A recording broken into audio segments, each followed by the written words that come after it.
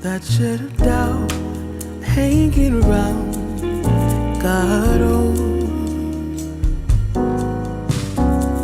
'Cause darling, there was nothing right when all you seem to do is lie. Those days are gone, I'm walking tall while you're alone. When I think about the way we used to be, when I think about the things you took from me, I know that I am so much better. I'm better off. When I look at what I've done now that we're apart, when I look at what I've won, I've come so far. I know I'm so much better off. And baby, you don't belong. Your love was cold, heart made of stone. I'm just fine, I'm gonna shine. I'm alright. I'm celebrating my liberation. I'm moving strong, I'll get it done. I'm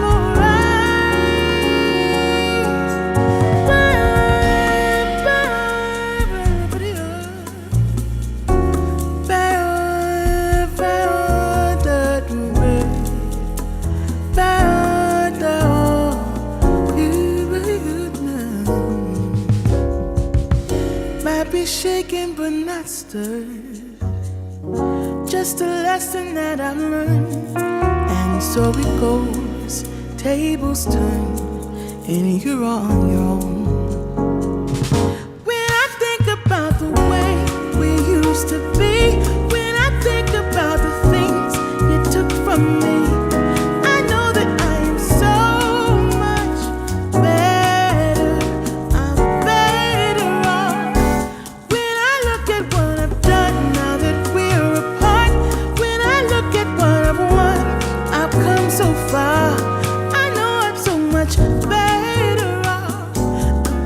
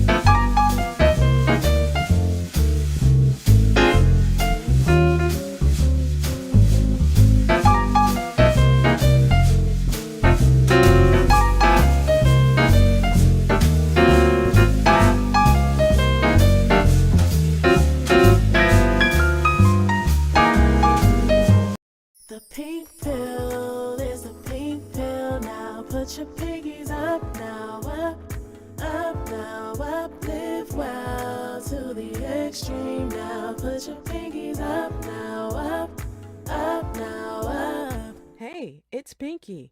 You're on the Pink Pill YouTube channel. Be a love and like, share, and subscribe. Pinky's up. Hey, hey, hey. Hey, hey, hey, you guys. It is your girl, Christelyn Karazin from the Pink Pill. Thank you for joining me for this, I don't know, sort of off time uh, simulcast. It is because I'm working with the schedule of a very, very important man, back by popular demand, my friend Jordan Harbinger, who is also a major podcaster. You guys need to check him out. He's at jordanharbinger.com. You can find all of his information and how you can sign up to the podcast there. We are talking today about why we women, doesn't matter if, where the guy lives, what country he's from, what nationality, whatever, we seem to date the same guys. So is it that we is our picker off? Like that thing in your mind, is that off? Does it need to be adjusted? Because for a lot of us, we may change the location, the zip code, the ethnicity, the country, whatever, but we seem to be picking the same kind of guys. So I want to bring in my buddy Jordan. There you are. Hi. Hey, thanks for having me on. Yeah, so Again. I mean, of course, you were a big hit the last time. The ladies loved you, and you have a Great. lot of like great things to say and very insightful. And just so that people have a little bit of understanding about who you are before we dive into the conversation, tell people about you.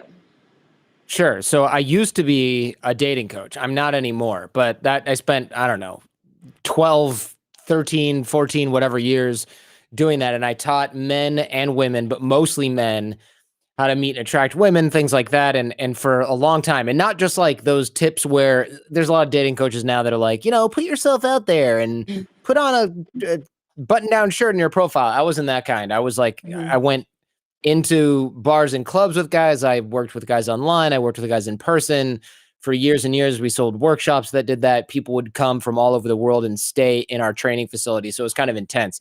I don't do that anymore. Now I run the Jordan Harbinger show, which is science, psychology, interviews with interesting people. It's a podcast. There's also some on YouTube, not a bunch, but mostly a podcast.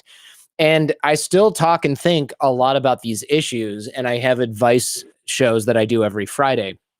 So I think that's kind of what keeps me qualified for this. Cause I know last time we did this, some people were writing and they were saying, hey, loved your advice on the pink pill. Just wondering where you got these ideas. Right. And it's because I'm not branded as a dating coach anymore. People are kind of like, wow, where'd that come from? And it came from literally having had that job for a decade longer, probably than I've had any other job in my life.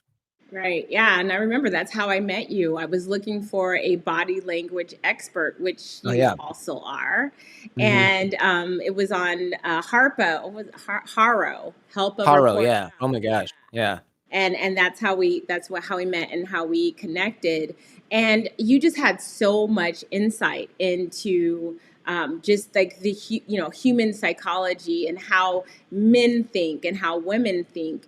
And so my audience is mostly women, and so you have coached women, and let's kind of tap into that psychology a little bit, because what happens a lot of time with women is that we think that if we switch cities, if we change our hair, if we do this, we're going to meet the kind of guy that's different from any other guy that we've ever dated. But unfortunately, that's not always the case because there may be something going on with us internally that is attracting somebody who we feel is like familiar. It feels right. Right. But when we are attracted to somebody who feels right, that may not necessarily be right. So what do you say to that? Yeah. So look, if you live in Sierra Leone and you move to Denmark because you don't like the guys in your country, that makes some sense, right? But it's also a measure of wherever you go, there you are. That's I don't know, like Walt Whitman or Mark Twain or something like that, right? Yeah. So but the problem with that is, right, with moving somewhere else, and I've done that too. I'm like, oh man, when I move here, it's going to be so great. And you do get a different flavor, and you change jobs, you change ethnicities of the people you date, you change the city, the country, whatever you live in. Yeah, you get a different flavor, but a lot of times the reason we're attracting the wrong person, like you said, is there's something going on internally, and you bring all your baggage with you bring all your problems with you bring your filters with you, like you said in the intro, your picker, right? Do you need to recalibrate your picker? So if you grew up with a certain type of guy in your past, father figure, mother figure, whatever it is, a certain type of person in your past, friends, past boyfriends, ex-husband, whatever it is, there's a template there. And if you don't get to the root of that, you can repeat that. You're not doomed to repeat that, but there's a damn good chance that you will, and it's because it pushes all the right or all the wrong buttons in your psyche. You might think like, oh, I hate guys that are jerks, right? And then as you become more self-aware, you're like, actually, I like guys that are jerks, but that's because they're exciting. And then you start dating guys that are kind of jerky but exciting, and you go, well, oh, it's okay, because there's a line. And then there's no line because the guy's like, well, I can treat you any way that I want. And then you break up with that guy and you go, okay, next I'm going to find a guy who's like exciting in the same way, but isn't a jerk to me. And then you meet somebody that's like that for 6 months, and then they turn on you and you go, what the hell? I got to find another guy that's exciting in the way that I like, but not this guy who's going to turn on me. But you don't have the right software in place, right? You don't have the right pattern in place. So you end up repeating that template over and over and over again. So when we talked about this, you mentioned the picker. So what is the picker? What is the picker?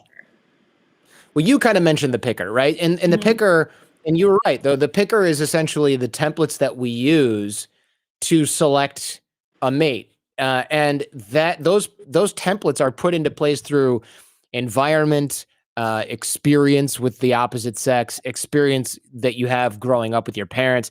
That's why and I'm sure you've heard this before, that like people who are victims of abuse as children are more likely to be victims of abuse and abusers as adults, right? That's not like a random occurrence. That's something that's very, very well documented at this point. Why is that? Well, because those are the examples that we've grown up with. But it's not as simple as being like, okay, gotta remember, don't treat my family like crap.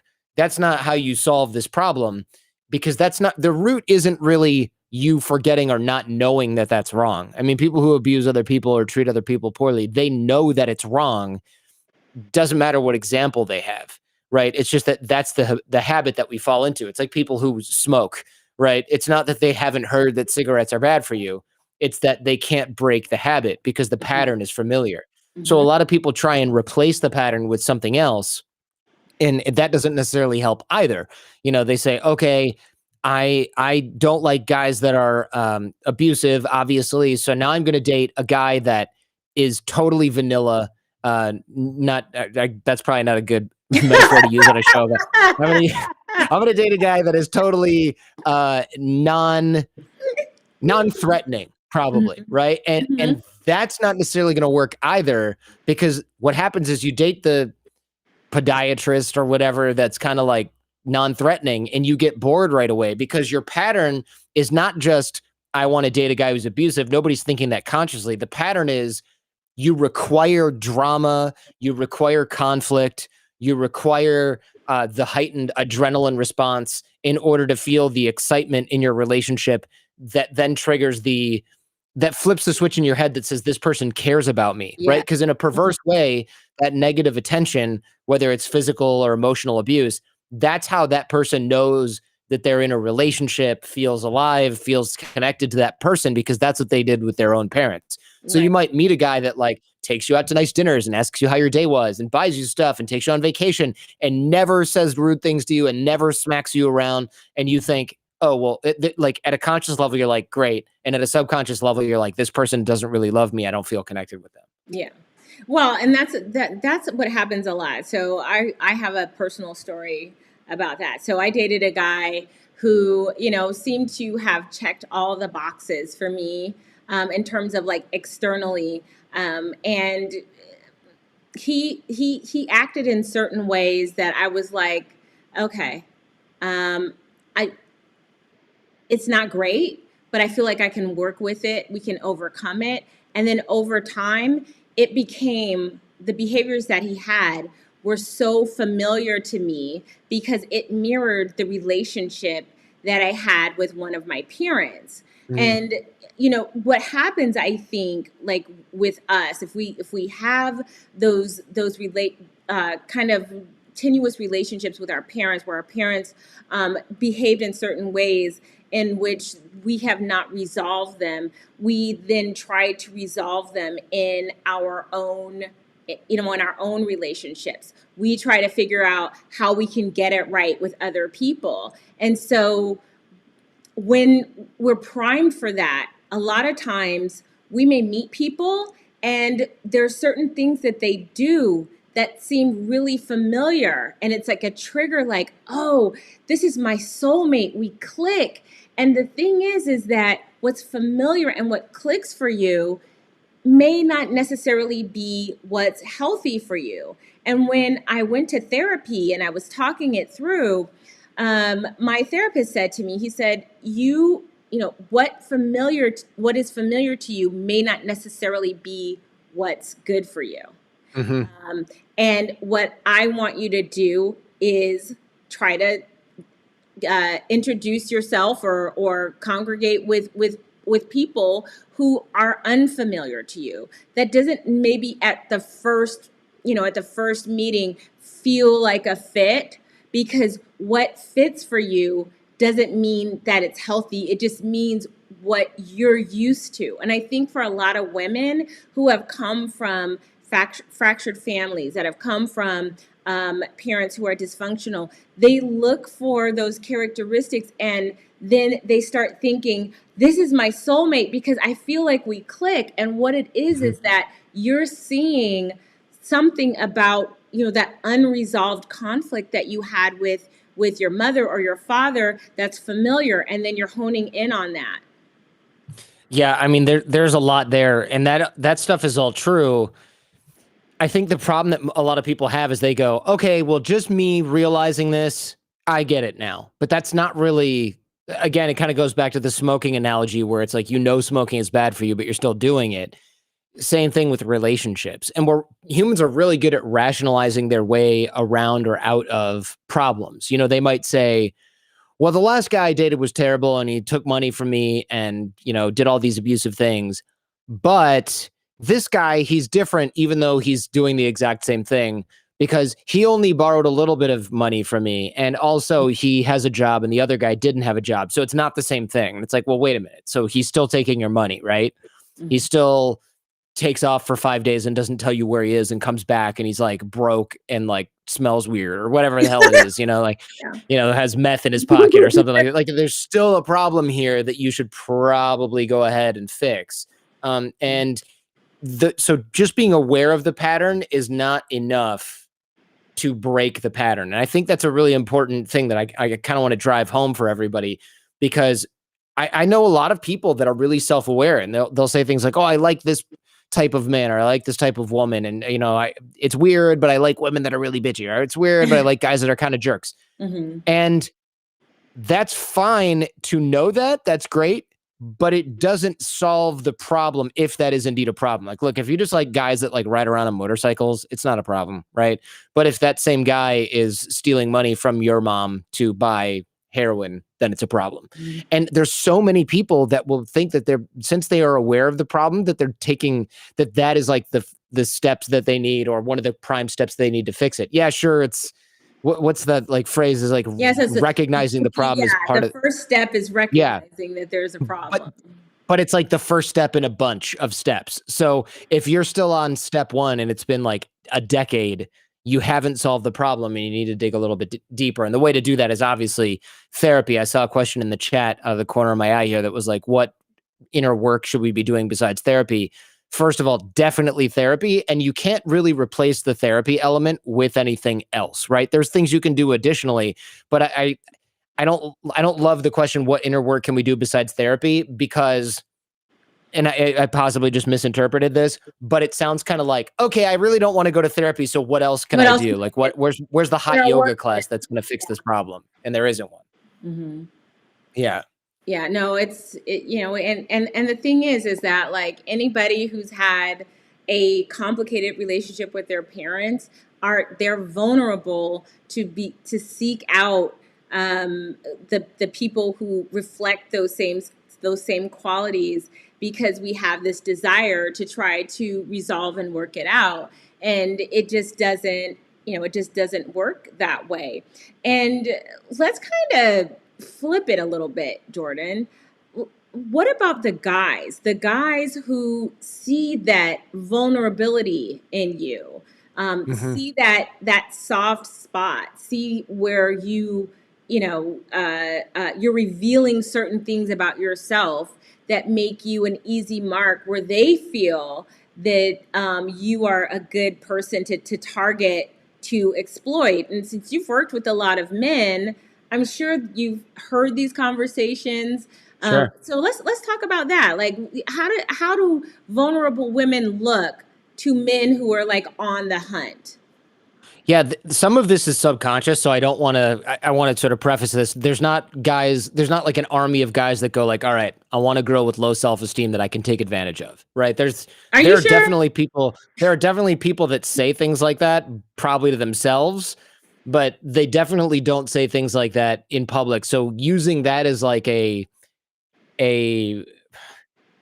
that's not a good rubric. That's not a good sign to look for, because you're not going to see it most of the time. Like any good predator knows how to hide the fact that they are a predator. And I've done shows on psychopaths and psychopathy on the Jordan Harbinger show. And I did one a couple of years back with Joe Navarro, who was an retired FBI agent, and came up with a lot of the like rubrics for testing if someone's a predator. And there's a lot of signs in there that I think people can look for, and there's plenty in that show. But some of the examples that you'll find from, say, a psychopath is boundary pushing, right? So yes. One thing that physical or emotional predators look for is they look for the ability to push your boundaries. So there's an example of an actual murderer that I'll give, because it's such a stark example, where his MO was finding women who needed help with something like carrying groceries, and then insisting on helping them.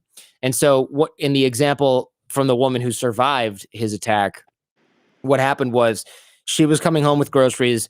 She, opened her apartment door and then like opened it with her elbow and had the grocery bag. And then he followed her into her building and she's like, "What are you doing?" And then he followed her up the stairs and she like kind of didn't say anything. And then she was hurrying. So she dropped a can of, I don't know, like creamed corn or something. And he picked it up and he goes, "Let me help you with that. I'll carry your groceries up." And she said, "No, thanks." And he was like, come on. And she was like, "Well, all right," let him go, and walked right up to her apartment. And then he's like, "Let me just bring these in," or whatever. And she was like, I guess, and then he wouldn't leave. Long story short, he wouldn't leave. He tried to attack her or did attack her and all this stuff. And she ended up getting away by like running out of her apartment, I think covered in like a blanket or something, and just barely made it out alive. Mm-hmm. And when the FBI deconstructed this horrific crime, and it turned out that he'd done this to a bunch of people as well, his MO was, he even said, I think as much as he said, "I know that I can get away with it if I just don't take no for an answer." And this happens in relationships as well. Someone will say, and we don't even have to be talking about sexual assault or anything severe or physical assault. You can be hey, why didn't you show up when you said you were going to? Well, I had things to do, whatever. Why are you making such a big deal out of this? And a lot of women will go, you know why? Because you're an a-hole. I sat there with my parents. I look like an idiot. You're a jerk. I never want to see you again. And then he's like, oh, come on. I didn't mean to upset you. And then they try and distract you and they try and get all lovey-dovey. And if you say, no, to hell with this, I'm not trying to date a man-child, get out of here, right? And you throw his wallet keys back at him and you never see him again, you're good. But if he knows that he can just like sweet talk you, worm his way back in, always just sort of push the right buttons to get back in your good graces, what do you think is going to happen? He's never actually going to go too far. He's just going to keep pushing. And a lot of this is subconscious. Guys will do that. And so that's why we see guys and women will also do this too, but guys do it in a more of a physical way. And that's why you see a lot of the same women being victimized over and over. It's not like a sixth sense that a lot of predators have. I guess it kind of looks like that if you don't understand what's going on. But really all it is people pushing boundaries and looking for a response. It's like radar. Yeah. If they're out there treating. Let me see how far I can go and push forward. Okay, this is very interesting, Jordan. So when you and I first met, and like I knew kind of like the spear you were spinning in at the time, I just started doing my own investigating, and so much of I know this wasn't what you were doing, but like in your periphery was like this whole like pickup artist group of men who were saying, okay, here's how this is the game that you play. And much of what they taught was escalation. Yeah. Escalating. And so it was just, getting first, started with getting into your personal space, getting so close, then like maybe kissing you or doing something that's just so shocking. So it was just all about escalating. And it kind of makes me think like the guys who were teaching this stuff, they must have been like psychopaths or sociopaths, because it's all about pushing the boundaries of like what is decent and normal for like a normal interaction that you have with another human being. Yeah, I would say I would take a step back and say like many psychopaths / most predators do that escalation, but I would say the majority, and far be it for me to defend these pickup artist guys, but I think the majority of those guys were not thinking, all right, violate this boundary, violate that boundary because you're a psychopath. I think a lot of it is like nerdy dudes going, how do some guys get women and I don't? And they're like, escalate. And the guy's like, okay. And he learns this escalation ladder and then he tries it and it works. And he's not thinking about her experience at all. He's just thinking about his own experience, which sounds a little psychopathic, but at the end of the day, it's largely, for many of those guys, it was not designed to push women in a certain way because they wanted to victimize somebody. It was far more about them just seeing if they could actually do this. And now I'm trying to phrase this in a way, because it wasn't like guys trying to get away with stuff. It was guys trying to see if they could crack the code on the opposite sex. But and many of them only pushing? Like, isn't that? It is boundary pushing, and it is bad, and it shouldn't have been done. But I don't want to like paint every guy that tried to learn how to be better with women as like a potential sociopath or psychopath, because most of those guys were just like, how does guy A get women? And then some pickup guys like, oh, I analyzed everything that guy A does, and here's what it is. And the nerdy guy's like, okay, here's my $5,000, show me. And then they go on a boot camp, and they do a bunch of these things, and some of it works, and they're like, this is great. The problem is when you run into a woman who's not like, that was really fun. I'm glad that he like challenged me a little bit. I love doing that. That happens much of the time. But then other times she goes, wait a minute, what the hell just happened? I feel really violated. I can't believe that I went back to this person's place or let him at my place. And then like, I'm hungover now. I guess I drank too much. I'm pretty sure I was assaulted. This isn't fair. I feel horrible about it. there's a lot of the times that happened, and that's when it's tragic and horrible. But I don't think that like those systems were taught because guys were like, let's create an army of psychopathic rapists. I don't think that was like the intent behind it. It was kind of the byproduct, which is why I think that stuff is generally not good. Mm. I'm gonna take your word for it.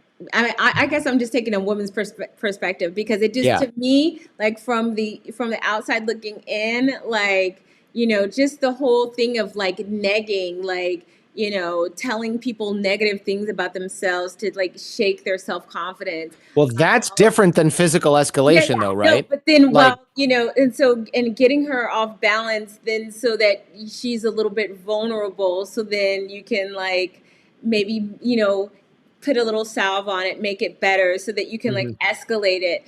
So it is, it's a little bit much. Well, that's a filtering mechanism, though. That's a totally different thing. Like physical escalation is what happens on every date ever that's successful, I would say, like between two people that have gone out a few times. Like anybody that's been married or in a long-term relationship has experienced physical escalation over usually a slow period of time, and they're totally fine with it because that's what happens in intimate relationships. The problem is when the pickup artist guys try and cram a month of physical intimacy into like one date, half an hour, or one date, or or a night, and usually it's with the aid of alcohol and other things.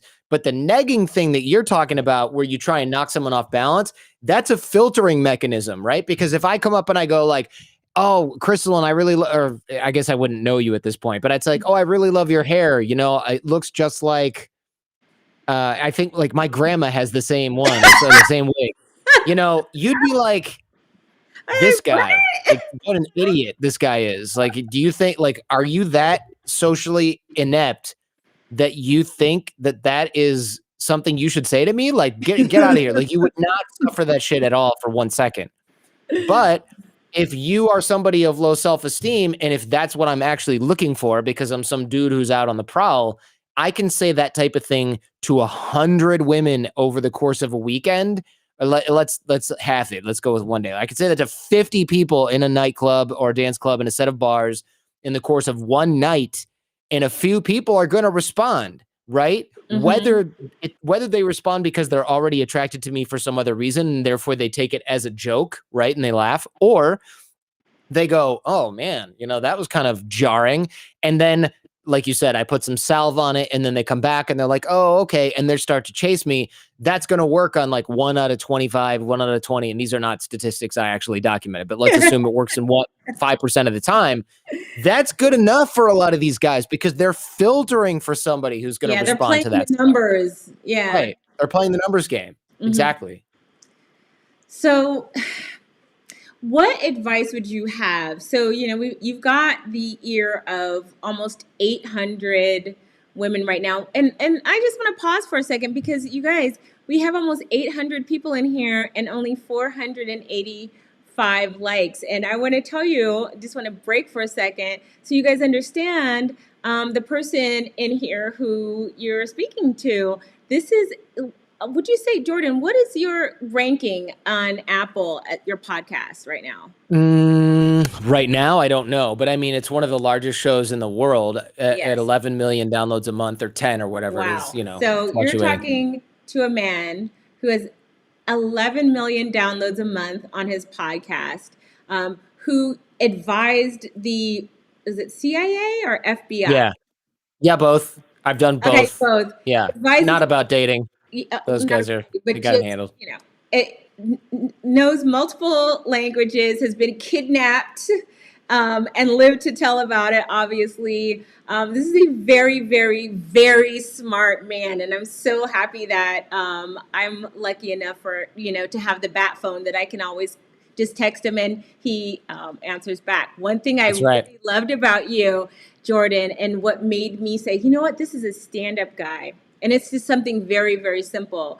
It's that when I emailed you or when I texted you or when I called you, you always responded. You always would respond back. And like, so what makes you, I know this is off the, off the beat path, but I think this is important because I think this speaks to like the integrity of people, and especially for men. So no matter what, like no matter if you were busy or, I texted you a couple of days ago and I was like, and you're like, I can't talk right now, I'm busy, but like, what's up? But you always respond back. So like, that to me says a lot about the integrity of a man. So why is it that you do that? Why is that so important to you?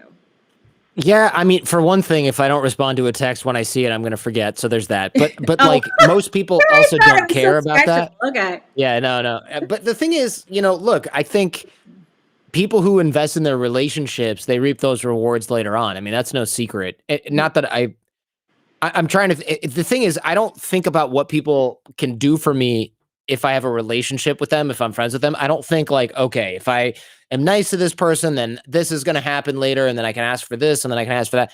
I don't really do that because keeping score is exhausting.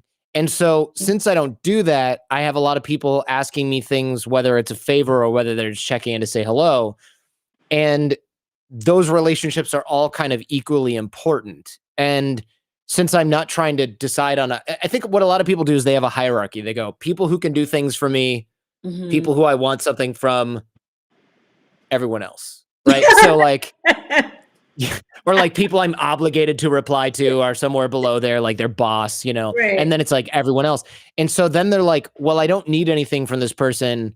And it kind of just like they don't register that. Speaking of radar, like it just doesn't even make a blip. And they're like, whatever. Like it's so low priority. But I've never really been like that because I don't know, ignoring people's rude. So I was raised like that, first of all. Yes. Also, I hate when people do it to me because we all know you read your freaking text message Right. like everyone else on the See? planet. You got the message and you read that shit, and now you're just not saying anything. What is your problem? That drives me crazy.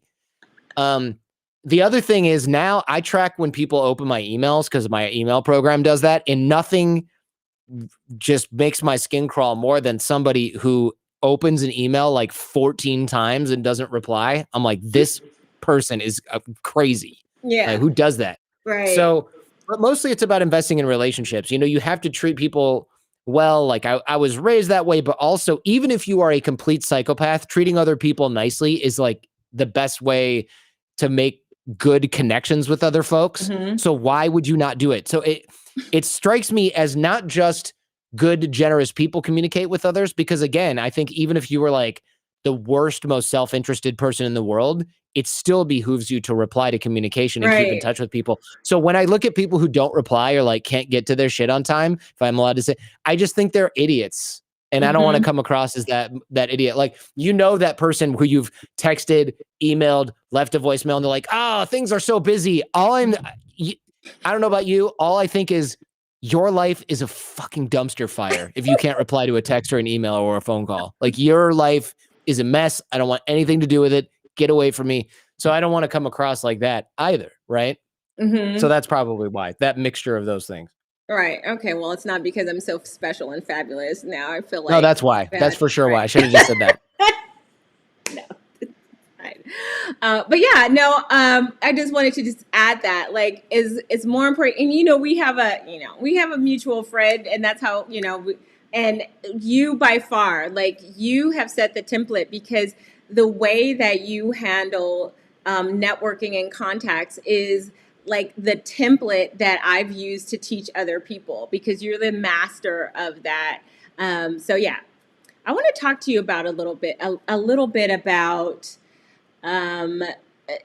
when it goes to the extreme. So you said that you just interviewed an FBI agent who understands psychopathy and sociopathy. What were some of the key takeaways that he told you that you think that women should be aware of? And I don't want to, people are spreading around personality disorders, like, just with a broad brush, if somebody's just a jerk, they're trying to diagnose them as borderline personality disorders. But like what are some of the things that maybe that are themes that women should be aware of when they're dating that you might have learned from your guest? Gosh, so this episode with Joe Navarro is episode 135 of the Jordan Harbinger show, Okay, and I'll put that I'm in on the. episode 500 right now or something like that. So I'll put it in the chat. Actually, I'll put the link in the chat here. Oh, How do I? you can't. Well, Oh, I can't. Just just kidding. make a comment, and then I'll make you a moderator, and then you can put whatever links you want. So just say hi, and then I'll I make don't you even have like a chat box to put hi into, so I can't. I don't you think. like if you go to the YouTube page and look You know at what? the live. If it's jordanharbinger.com/135, so you could just Okay. write that in there. Probably be Okay. faster than me Okay. trying to find that. Jordan Harbinger .com/135. one. In fact, somebody else could probably just do that for us, like right now. Yeah, I did. Okay, go ahead. But the idea here, let's see. I lost my train of thought. Oh, right. So what are some of the things, the characteristics of a predator? I mean, the one that I remembered the most clearly was boundary pushing. It's episode 135. I'm on like 500 right now. So what I'm saying is it was a long, long time ago.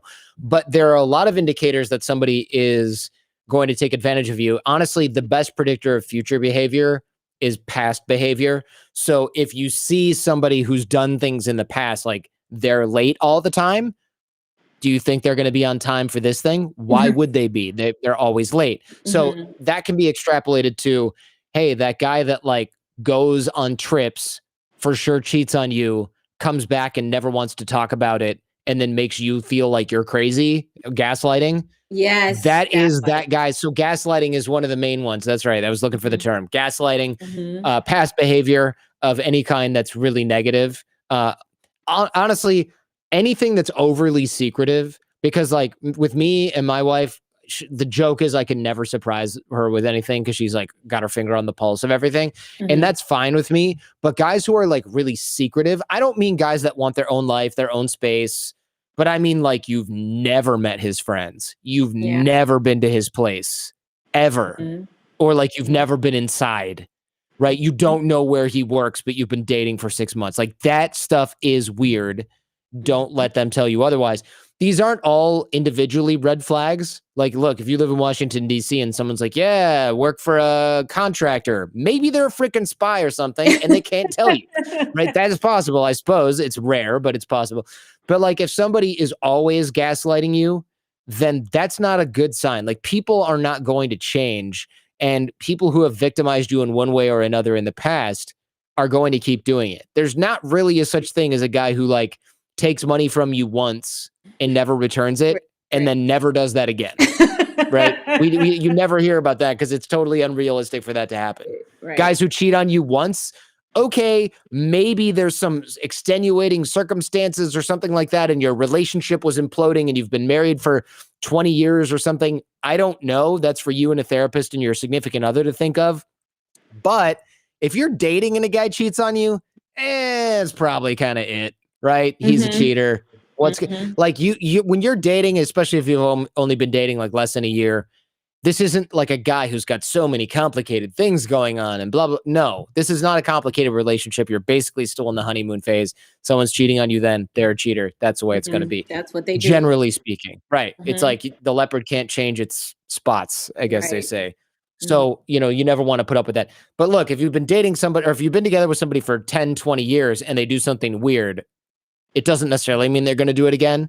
But if you're dating somebody for 6 months, a year, 2 years, and they've done something twice, that's who they are, right? Yes, that is who they are. And that's the thing, like a lot of these men are extremely good actors. And I want to talk to you a little bit about pity and how they use pity and, oh, I've had it so hard, or all the women before you didn't understand me.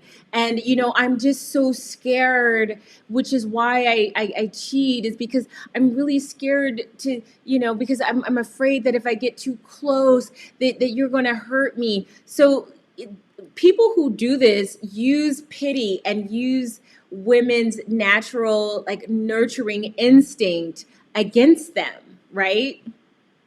Yeah, of course. I mean, That's what happens when you back them into a corner about some shit, right? Like, oh, you know, I'm just afraid of getting hurt. Well, it's a self-fulfilling prophecy, sucker.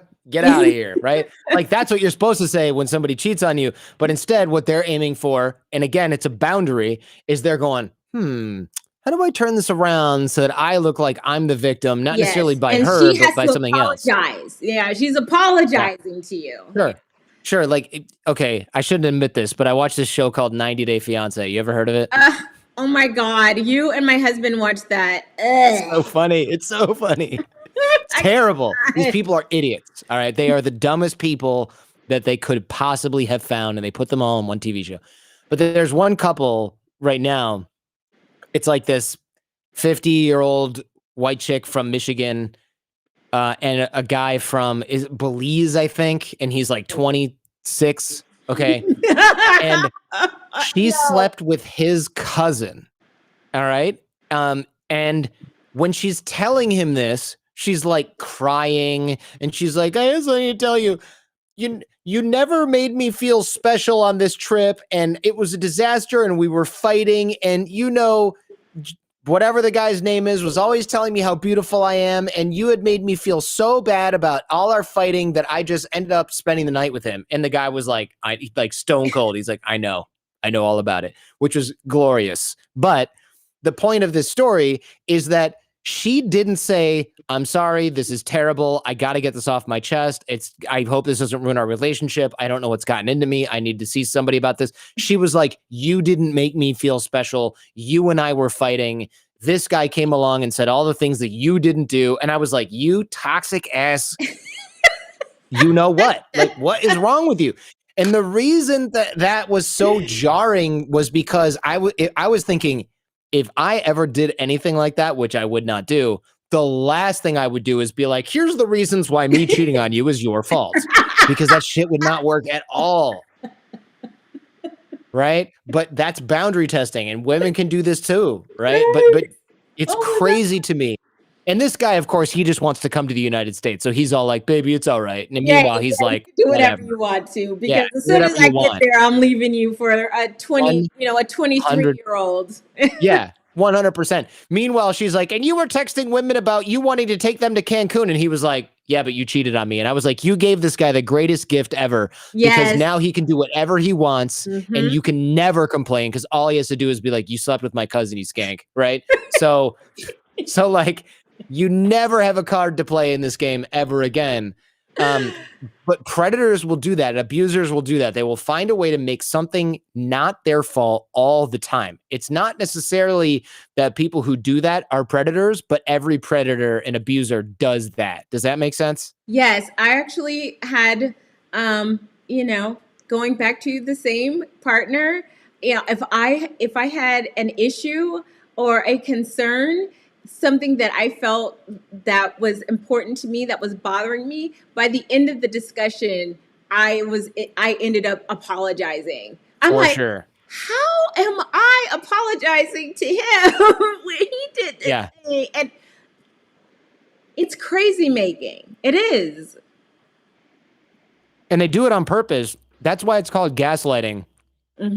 Because do you know where the term comes from, by the way? Yes, the movie. So, and I think we should probably tell people, because we got 829 people in here right now. Gaslight is a movie in which a woman was, and she was an heiress, wasn't she, Jordan? She was an heiress. She had a lot of money, and so her husband was trying to get her committed so that he could have control of her money. And the way that he would do it was that he would do things like lower the gaslight, like outside. And so she would see that the gaslight was going out, and then it would come back, and she would say, the light is out. And he would be like, what are you talking about? What do you mean? It's basically, without the movie reference, let me just make it plain. When somebody pees on your leg and calls it rain, that's gaslighting. Well, yeah, it's gaslighting. Like, a common example would be something along the lines, like a modern example would be something along the lines of, let's say that we're dating and I do something horrible, like I stand you up for something, and I say, well, yeah, but you knew about this. You knew I wasn't coming. I canceled this. Well, no, I don't have any texts. Nothing. You just didn't show up. And I go, no, we talked about this yesterday. And you go, what are you talking about? We confirmed this via text this morning. And I go, no. That's from last week on Wednesday, not yesterday. And you're like, what? Yes, yesterday I told you I couldn't make it. Are you sure you're okay? Like, you're going crazy. And you're like, I guess I am. I don't understand how I missed that. And I know that I do, like, as a husband, my wife's like, dude, I just told you 5 minutes ago and you already forgot. I'm like, dang. But that's not gaslighting. Gaslighting is when someone is deliberately trying to make you feel like you don't know what's going on. And what this does is it doesn't just get me out of, let's say, not showing up for our meeting the night before. What it does is it gets you to question your entire reality. Yes. So then when I'm taking money out of your bank account, and you're like, dude, you just took my kids' college tuition money out and bought something. Then when I'm like, no, this is money I put in there, and you said I could have it, and also You're just so, like, right now the example is ridiculous because you're like, that's stupid. Nobody believes that. Imagine that over months or years, I'm gaslighting you the whole time. You don't have the mental ability, the cognitive ability to go, dude, you're stealing from me. What the hell? You're a piece of crap. You're just going, I don't know up from down anymore. I don't left from right. I guess that he should just control all my finances because I'm losing my shit. I don't understand what's going on with my money. Exactly. No, it is absolutely, it's crazy making. Absolutely crazy making. And so, like, these are all things that, like, stem from, bringing this back to our picker being off, like the picker in our head being off. A lot of this stuff our parents have done. A lot of this stuff have been demonstrated to us, and it feels familiar because it's what we've seen. But what feels familiar and what feels like it just feels like home is not necessarily what is good for you. And it really does need to, when you're dating different people from different walks of life, and you're finding that they have similar characteristics, no matter what background they come from, there's something going on. The root of it is probably something that you're finding attractive in the characteristics of these men that's reminding you of something that you need to resolve. Aside from therapy, though, like, what can you do? I mean, what can you, is there self-talk that you can do? I mean, like, what, you seem to have grown up pretty much in a normal environment, pretty much normal family, everybody was ish. Yeah. Normal-ish for sure. Yeah, I mean, everyone has their own little weird ass stuff for sure. But I would say, look, I'm sure there's self-talk.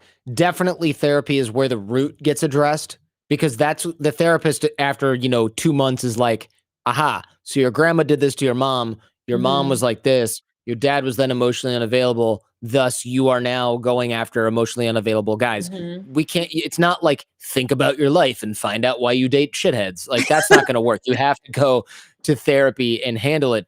But otherwise, I think having a really good social circle of people that you trust is also the antidote to this. Because if you grew up in a crappy ass environment with crazy making, gaslighting, abusive people, and you're going to therapy, but you still have some of those old patterns. Let's say you have 3 really good friends, like female friends, of yours, or it doesn't even matter, female or male friends that you met at work, whatever. And you trust them, right? And you know that they don't steer you wrong because they have your best interest at heart and you've known them for a few years. Then when you say, Jordan, I'm dating this guy and he didn't show up at all. And now he's like, I told you I wasn't going to be there. And I go, yeah, but you still had it on your shared calendar? Yeah. And he sent you this text that's from yesterday. And now he's saying that text was sent a week ago, but it just didn't make it to your phone. This guy's lying to you. Yeah. He's lying to you. And then you go, okay, but then you're like, shit, I don't want to believe Jordan because that means that this guy I'm dating is bad. Yeah. Then you go over to Jen and Jen goes, yeah, I agree with Jordan. None of what he said makes any sense. And it sounds like he's trying to get you to think that you're the one that doesn't understand what's going on. And then you're like, oh, okay, these two people that have no reason to lie to me are telling me that this doesn't make sense. And then you go back to the guy you're dating and he goes, you know what? They're just jealous of our relationship. And then you're like, yeah, that doesn't make a whole lot of sense, but maybe I'll bring it back to them. And then you bring it back to us and you go, why would we be jealous? We want you to get married and have kids and be happy. We just think he's an asshole. Then you go, okay, look, I got 3, 4, 5 people around me. All of them think this guy's a jerk. All of them are pointing out the flaws in his logic. Doesn't mean you're going to believe them, because if your pattern is really deep, you're still going to go, yeah, but I need love in order to feel like I'm worthy. And this is the person who's giving it to me. So I'm just going to block out everything that doesn't make any sense. That's where therapy comes in, because you'll see that pattern happening.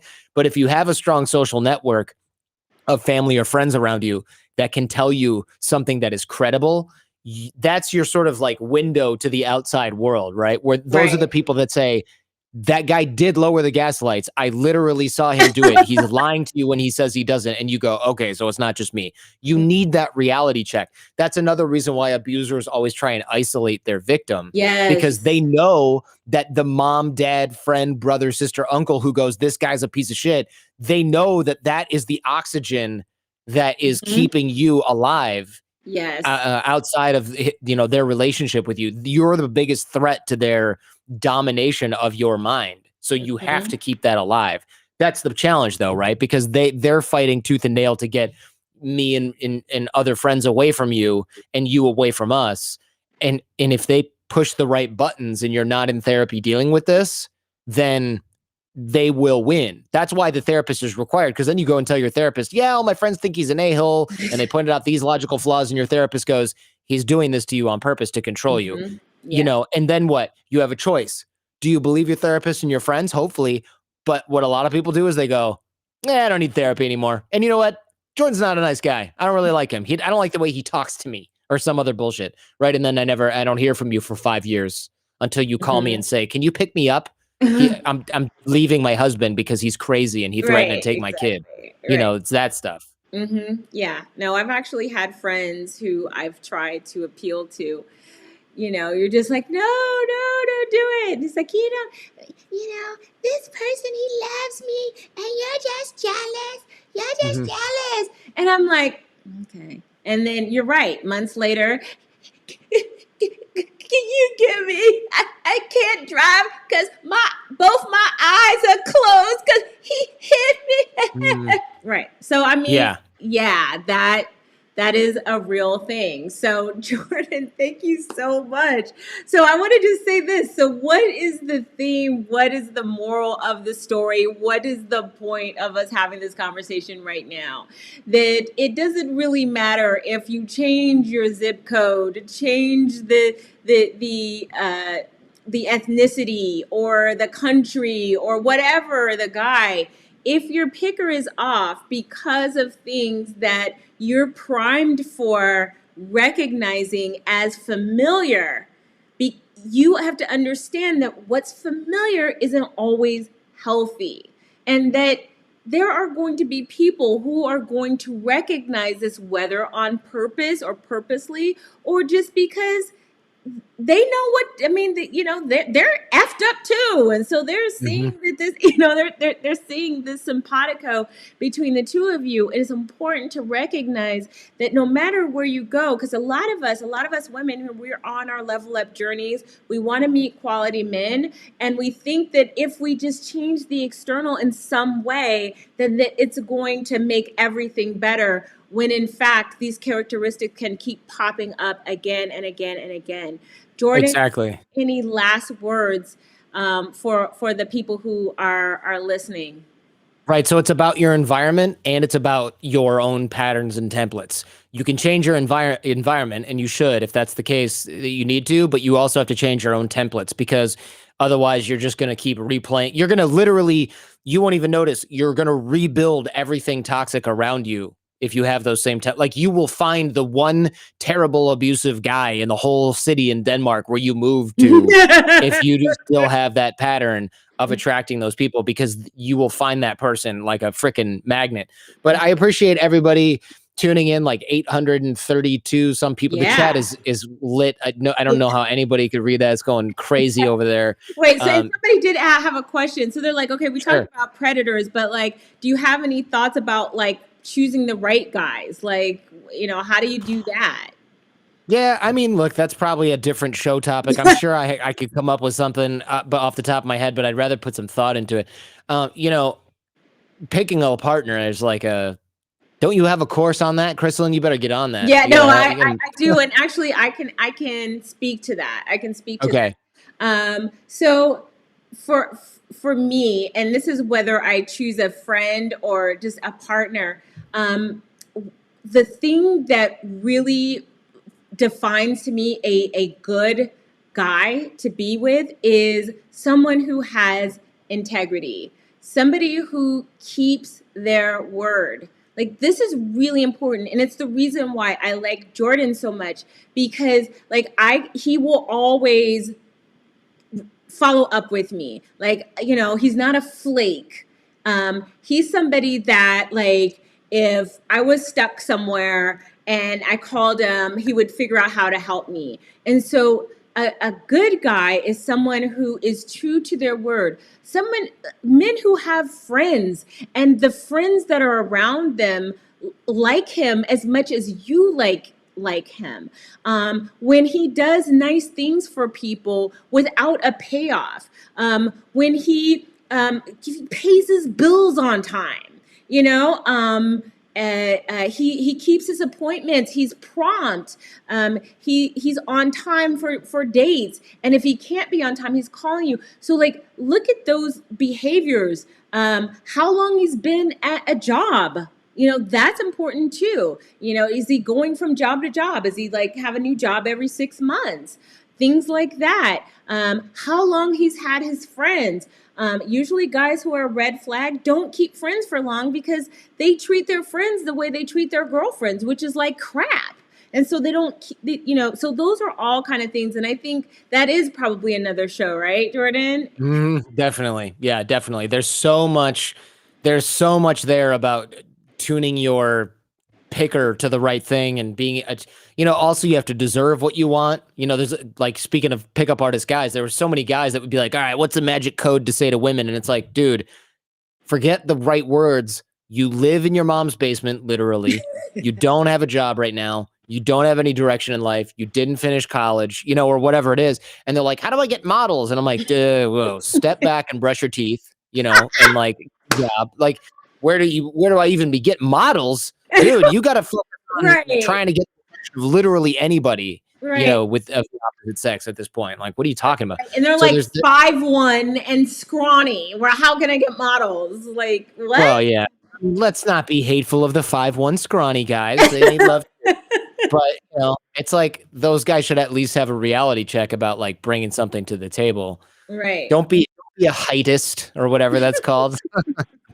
Well, Jordan, like there's been this conversation about only guys who are 6 feet get all the best girls, and I'm like, you know, like no. I don't know about that. I've dated so many women that were taller than me, and I'm 5'10", 5'9" and a half, depends what shoes I'm wearing, right? But you know I'm not 6 feet because I talk about, well, when I'm wearing these shoes, I'm this tall. Like, guys over 6 feet don't worry about that shit. But I'm sure they don't anyway. But I've dated plenty of women that are like 6'1", and they're like, ooh, is it weird that I'm taller than you? And I'm like, no, but other guys sure think it is. And like a lot of people would be like, what? Because, you know, you walk in someplace and your girlfriend's taller than you. Never bothered me. But I think it bothers those women when it bothers the guy, because then they're in their head about it. It's a whole thing. But again, that's a different show. Thank you for having me on. The Jordan Harbinger Show is the podcast. I don't talk about dating as much, but I talk about relationships and work stuff and science. And, you know, if people are down, please look at the Jordan Harbinger Show in any podcast app. I'd love to hear from the Pinkies. Yes, you know, it's always fun. Yeah, they love you. So then if you don't talk about relationships, you got to come here and talk about it. That's right. I mean, I do occasionally on Feedback Friday where I give advice. I get very specific questions about things, but it's not like, how do I find the right guy or whatever. So yeah, I come here and I do my I relive my glory days as a dating coach on the Pink Pill live broadcasts. All right, where you get like 800 to 1,000 plus people. Yeah. So It's all good. Jordan, you're a gem.